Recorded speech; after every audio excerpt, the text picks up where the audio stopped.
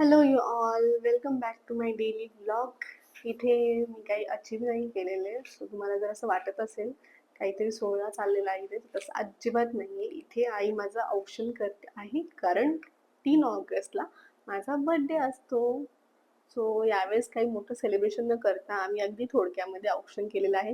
आणि जर लहान मुलांना कसं आपण लहानपणी पैसे देतो बर्थडे असल्यावरती ॲज अ गिफ्ट, सो इथे आई बाबा मला माझं औक्षण करून मला पैसे देतात ते, म्हणजे थोडीशी रिश्वत देतात ते. यावर्षी बर्थडे नव्हता करायचा, माझा खूप जवळचा मित्र गेला आणि so I was not happy on that day. So आम्ही नाही करायचं ठरवलं बर्थडे. आणि प्लस माझ्या खूप जवळच्या मित्राच्या वाईफचं डोहाळे जेवण देखील होतं. सो आय थॉट की आपण बर्थडे वगैरे न करता डोहाळे जेवणाला जाऊया आणि त्याच्या आनंदामध्ये सहभागी होऊया. ते आमचे गिफ्ट नाही बर्थडे नव्हता करायचा, सो गिफ्ट पण नाही घ्यायचं असं ठरलं होतं. So I got this two cute flowers, roses actually, and then friendship band, because I am a friendship band पगलू. माझं असं असतं की फ्रेंडशिप डेच्या दिवशी if you are my best friend then you have to tie me a band. And as usual I forced him to buy me a band आणि ते मला घालण्यासाठी. I don't do this for any of them, but माझा असा हट्ट असतो की माझ्या मित्र-मैत्रिणींनी मला ॲटलीस्ट एक तरी फ्रेंडशिप बँड बांधावं if they are my best friend. So इथे तसंच काहीतरी चाललेलं आहे. आय फोर्स्ड हिम आणि आम्ही चाललेलो आहोत तर सध्या डोहाळे जेवणाला, जो की ॲटलीस्ट एक 7 वाजताचा टायमिंग होता. बट डोहाळे जेवणाचा 7 पण नाही, 6चा टायमिंग होता डोहाळे जेवणाचा. आणि ह्या सगळ्याच्या प्रिपरेशनमध्ये सगळ्यामध्ये आम्ही विसरलो की बर्थडे होता आणि विशालचं असं म्हणणं होतं की केक नाही तर आपण ॲटलीस्ट पेस्ट्री तरी कट करू. I am not feeling good की तू काहीच नाही करायचं म्हणते. सो आम्ही केक शॉपमध्ये गेलो.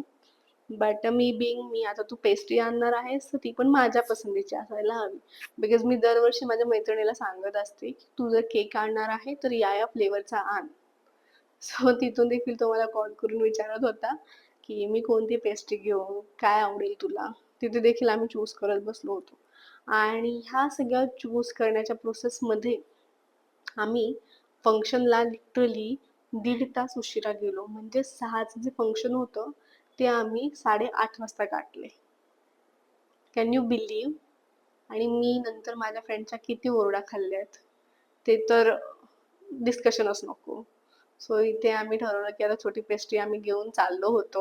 एखादा स्पॉट शोधत होतो so that we can stand there and we can cut the pastry. And here it is my favourite cheese pastry. Actually याचा फ्लेवर काहीतरी वेगळा होता, but I forgot the name, but it was yum. छान होती. जर तुम्हाला माहीत असेल ह्याचा फ्लेवर तर मला कमेंट सेक्शनमध्ये नक्की सांगा. I would like to know. And then आम्ही भजी खाल्ले. हे मूगचे भजी आहेत. आमच्या इथे खूप छान मूग भजी भेटतात. सो जर तुम्हाला ह्याची लोकेशन हवी असेल तर तुम्ही मला विचारू शकता. I will ping you guys the location as well if you are moong bhaji lover. Otherwise kanda bhaji, batata bhaji is everywhere available, right? ती कुठेही मिळू शकते. आणि संडे होता, सो ट्रॅफिक होती आणि हे दोघं किती गोड दिसतात आहेत ना. श्रुती खूप गोड दिसत होती तिच्या डोहाळे जेवणाच्या दिवशी. आणि श्रुतीने जे ऑर्नामेंट्स वेअर केलेले आहेत, ते जे डोहाळे जेवणाचे ऑर्नामेंट्स आहेत, ते तिने स्वतः बनवले आहेत. Can you believe? आणि ते तिच्यावर खूप सुंदर देखील दिसत आहे. जर तुम्हाला असे ऑर्नामेंट्स हवे असतील बनवून तुमच्या स्पेशल डेसाठी तर you gas can ping me.